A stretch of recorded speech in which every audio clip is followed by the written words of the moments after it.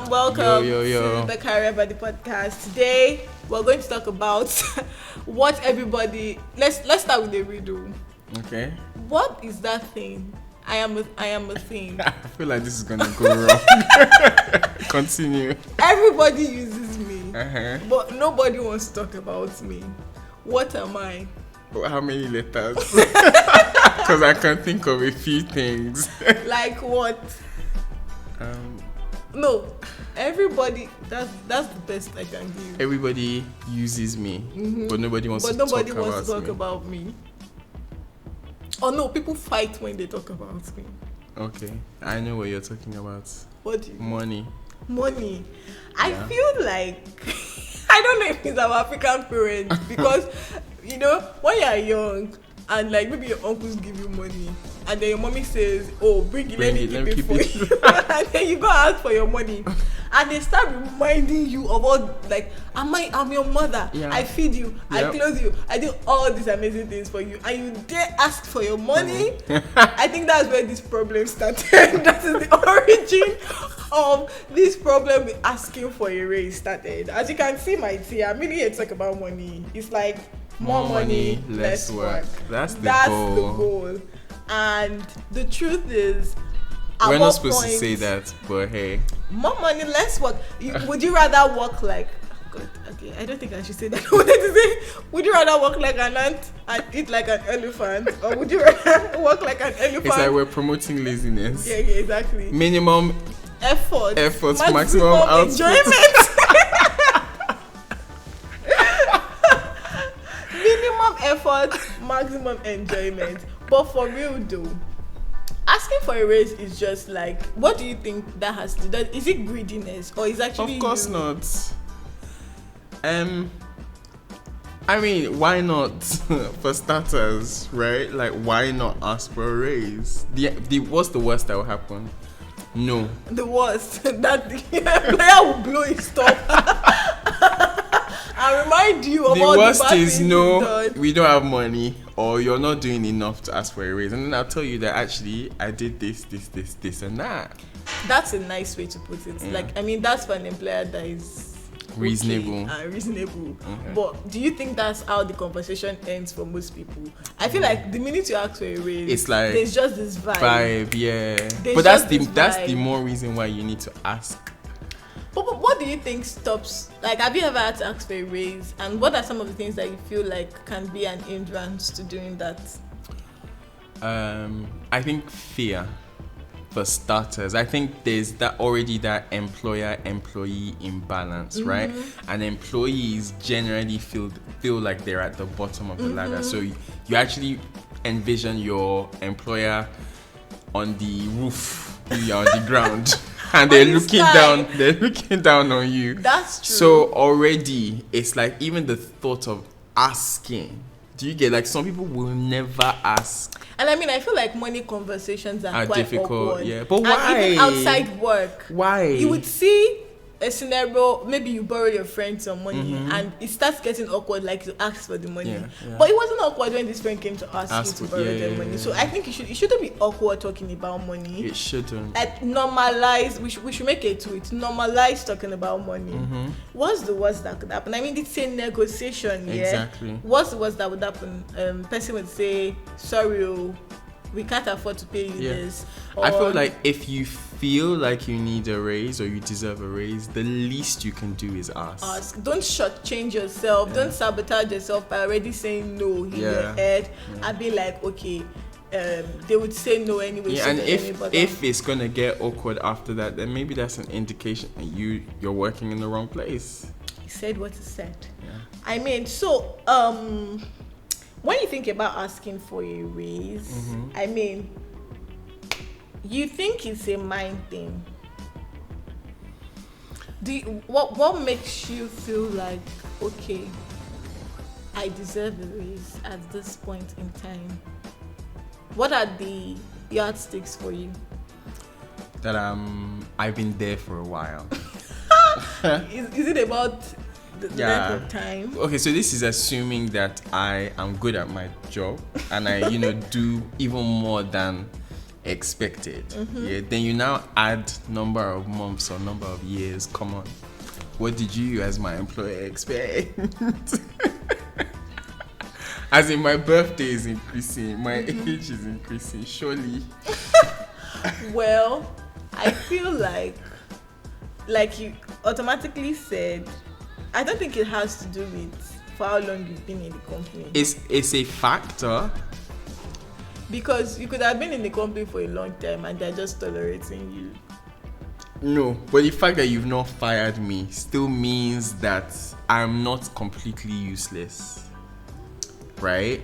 And so this is coming from a place of, I know that I wouldn't be in a job where I'm just like coasting. Do you get, that's just even me. Like, if I'm very bad at the job, I will leave because I won't be happy.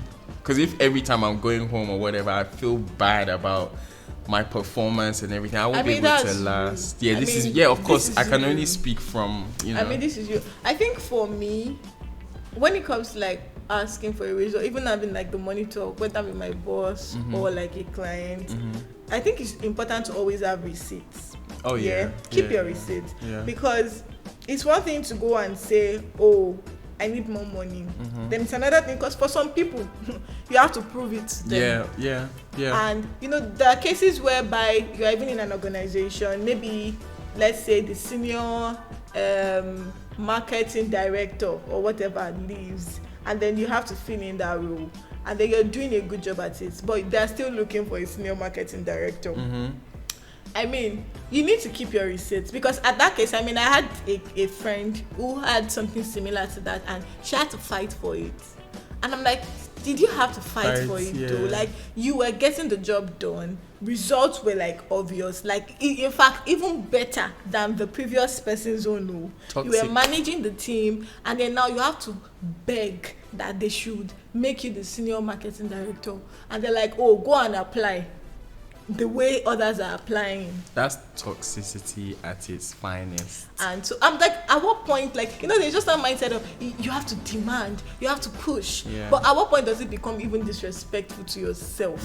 Where like, I'm begging for money, like, please give me a raise, please give me a raise, that kind of thing. And I just think that there should be like just that fine line for people, and just conditioning your mind to be like, see, keep your receipts, know when you're doing good job. I think it's important. That's why people feel like, I don't know how to put this, mediocrity should not be, how can I put it, you should not give room for mediocrity in your life, because even if it doesn't affect you, it will have, at some point, be used against you. Maybe at the point where you most need to defend yourself. But then for me, again, I also see it as this cycle, right? If I know, for example, that I'm going to have to fight for a raise, then I am going to be mediocre. I'm going to do what you paid me for. I'm going to do the bare minimum. Do you get? So I also feel like employers should, and I know this is going to sound like what, but I feel like employers should also be ready to have that conversation. So you see somebody that's performing it's well, almost like, just what? give them, you need a raise. It's like, how in the world do you not expect people that work with you to ask for money? And reward, it's a business. Give an incentive for people who work hard. It's so easy for employers to say, oh, this is a business, but then play we are a family card when it has to do with money. Yeah. It's like, it's so easy for them, like, oh, when it comes to performance, this is a business. We are here to do business. But then when it comes to money, don't you know now we're struggling? Yeah, we are struggling. We are struggling, but we are not struggling on the same level, sir. Oh ma, that is the truth. And so that's why I say you have to open your mind, you have to open your eyes. Don't get carried away. Some of us are too emotional with the way we do work. Employers, people play on these things. Employers play on it. When they say you're emotional, they just play on your emotions and play their family card. It reflects in everything, from even just when you go for interviews as well. Like, we need to get to the point where we see it as a mutually beneficial scenario, right? It's not like, oh, you are doing me a favor. No. We're both doing each other a very good favor because you're employing me for like a portion of my time, also for my talent, also for my skills. So if I say that this is the amount that I believe is worth my skills, then we should have a conversation. Not that, oh, you should feel intimidated by the fact that I said, oh, this is the amount I want to be paid. That's like a thing. I mean, have you ever had a scenario or heard of any scenario whereby somebody did not get through an interview process because they negotiated or they asked for money? It's usually in these one-man type business.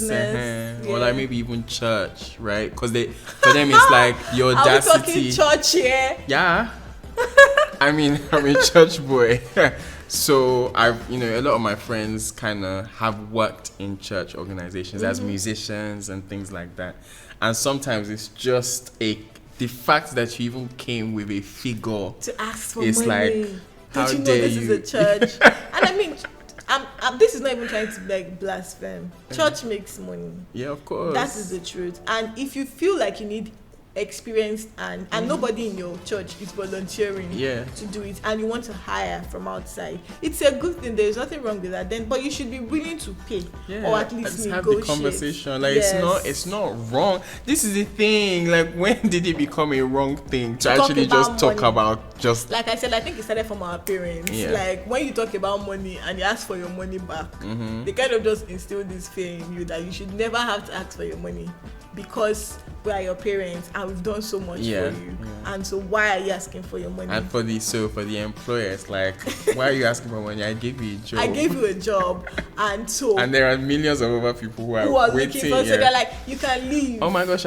where did I see this? Was it on Twitter where someone an employer asked one of his employees to put out a job role for a role? No, for another role or whatever. And then she did that, and then she went to report that, oh, we've got X amount of applications. And then the employer said, oh, just shut it down. And she was like, why?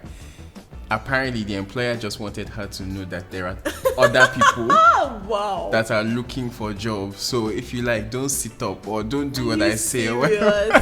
That is just the height of toxicity. I mean, when you think you've heard it all, then you hear another banger. Boom. I mean, did you see this tweet about this guy who was promoted and then they now came back and said it was a mistake? Wait, you mistakenly promote somebody? Like, how? I tried to think of the possible scenarios. How huge is this company? So bad that you would mistakenly promote somebody. At the end of the day, that's why I feel like... Imagine you've been like, you're happy. You've told your mom, you told your dad, you even gave a testimony. Sorry, oops. Wrong person, or very wrong timing. That is it. The truth is, these people run a business and they would not hesitate to make a business decision like firing you if they have to. 9-to-5ers need to see their career also as a business. If you try to see it as a business, then you would be able to measure the amount of time, the skill and energy that you put into a task or a project or a role versus what you actually earn. But I feel like a lot of 9-to-5ers are not business oriented. They just think in one direction, like salary. We always blame it on, times are hard. So just take whatever. There was something I saw. It was like a quote I saw, and it's become one of my mantras. And it's like, something isn't always better than nothing. And to be honest, I have held on to that thing because a lot of us have grown up with that mentality. That at least have bread is better than before. And it's like, no, sometimes it's not. Yeah, true. Like, see, no deal sometimes is better than a bad deal. Yeah. Better than like there is no deal. Exactly. Than take a bad deal. At least you know that, okay, I'm jobless. I don't have a job. Because you earn 60K. You work in Lekki Aja. Right. You take a bus to work, to and fro. You will eat. What is really, really left for you? Right. You just want to say so that people can see me, I'm going to work. Yeah. Like, it doesn't make any sense. If you were doing that, for example, and then you were learning some skills that you would then use, let's say in the next 6 months, to get a better job, that's a different case scenario. But imagine that you're working like a very redundant role, and then you're still being paid peanuts, and then you're doing a lot of laborious like tasks, not even especially project. If you know that you are more qualified than that. So it's just a lot of things. I mean, always ask for more money. Even when you do an interview or you're a creative, always ask for money. Like, do not be shy to talk about money. It took me a while to get over that too. You know, just that mindset that, hey, you're talking about money. And it is awkward. It's awkward. Even with nice people, it's still awkward. I've gotten over it. I'm going to ask for my money. You're owing me money, then I'm going to ask for it. I mean, there was this client I worked with. I said, Shege, you like money too much. And I'm like, yes. Bro, who doesn't? I work hard for what I'm doing. You owe me money, you pay me my money. Because if I'm the one who is owing you something, you would be chasing me around the town. Right. Now I've done your job, pay me my money. Yeah. There's nothing like I like money. I'm not doing charity. I'm not an NGO. We agreed. You pay me this, and this is the time you're going to pay me. Yeah. And then I'm asking for money. You're like, you like money too much. I'm like, what is this? They try to even shame you for talking about money. But I think I've gotten over that nonsense. I ask for my money, and when I do stuff with people to like maybe any client based work or any side also and stuff, say I'm clear. This how much? Maybe they finish talking about their big audacious goal. By the time I start calling money for them, their goal will reduce. Like, you see, you want me to do so much work. Yeah, it's by the time I start calling the money, their goals will reduce. And you know what, let's just stick with let's just do this, let's just do like, hey, that's what we're talking about. That's what we're talking about. So yes, it's important that you charge, you ask for money, because people are going to still use you anyway. So get paid for it. True. So I also wanted us to talk about like what school didn't prepare us for. What are some of the things you feel like the Nigerian... Okay, I know some of us that are watching now from other African countries. Yeah. But like generally, even like outside Nigeria, whether you went to Harvard or you went to Oxford University, what are some of the things that you feel that school did not prepare you for? This question is loaded because there are a few things that are just flying around in my mind. One thing I would say though is I feel like the Nigerian school culture doesn't foster creativity and it doesn't foster curiosity. And I feel like to be successful, these are some of the skills you need, right? Innovative mind. Yeah, so like it's a problem if you ask a question. Yeah. If you say you don't understand, maybe you can only say that once. The next time you're getting flogged. Or you are a dumb person or so. And so you have people who are even working jobs now in roles that they have zero clarity about, but they can't even ask. They're just waking up every day just doing everything together because you can't ask questions. You can't like seek clarity. And it's important. I mean, that's one of the things for me. I feel like the Nigerian or whatever education in itself, like corporate or formal education, did not prepare us for innovation. I mean, I feel like even sometimes most of the innovative people that go down in history did not go to school. Yeah, they didn't have like a they didn't have like formal education. And so what do you now do to yourself? Are we saying that formal education is bad? No. School is not a scam. But it's just important that then you should learn things outside formal education, position your mind to think differently. And teachers just need to do better. I also feel like part of this is, you have teachers who are teaching just because that's what they have. They download it. It's not really what they want to do. Exactly. They don't really have a passion for it. Some it's people just are not a even job. Passionate about, because I feel when you meet a teacher that is really passionate about teaching, your life just changes. It does. Yeah, your life just changes. Think about how many hours children spend in school. That's Remember like Beyonce. Beyonce found out she could sing because of her teacher. Right. And you know, she said that on one show, and you know, I think it was Ellen DeGeneres or something, where they invited the teacher, and it's amazing that this huge, you know, music media goddess is here, and she's saying the first time that I thought I could sing and someone validated that to me, it was my teacher, and I was in primary school. That's amazing. That's something to be proud of as a teacher. Yeah. That, okay, I actually discovered talents, and I feel like school should be a place and a ground for talent discovery, but unfortunately, for most of us, it's cramming. Cram to pass. How many of us can actually remember what? Nothing. Remember that reel that has been trending, that my parents proud of me for graduating from Oxford. Me looking for memes. Googling how to. No, I think it was this. Oh, my parents are proud of me for, like, I finally graduated grade school. Yeah. Me giggling. What does it mean when your water breaks? Just like, and did you see that one to where people, like, they were asking med students in Nigeria spontaneous questions about medicine, like, when you have this and this, what's it called? And let me tell you, the bulk of them were blank. Yeah. Because of course, why would they remember? It's la cram, la poor. Yeah. And these are the med students that are going to be treating you. So, I mean, I feel like that's one of the things that school did not prepare us for. And school did also prepare us for to think about money. Yeah. About wealth. Money management, financial freedom. Yeah. Yes. Financial freedom. It just teaches you to make do. It teaches you to conform. To settle. To just go with the crowd. Everyone is doing this. Do conform. It. Just conform. Tech. Just conform. Everyone is in tech. We are you too. Exactly, because I know that's the new oil now. Yeah. Everybody shouting, tech is the way, tech is the way. The truth is there are still other aspects of life, another job, another industries that there's so much money in it.